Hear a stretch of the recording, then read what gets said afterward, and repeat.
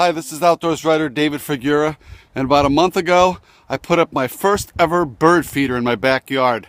There's one thing I didn't consider: how to keep the squirrels away. When the squirrels are away, birds are definitely feeding. Look, there's a male cardinal at the bottom there.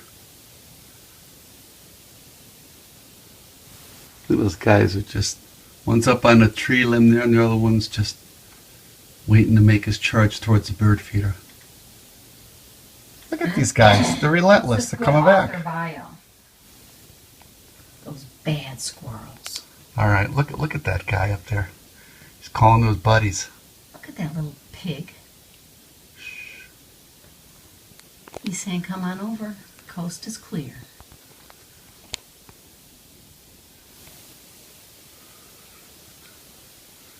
There's two of them out there now. One on the feeder, one on the bottom.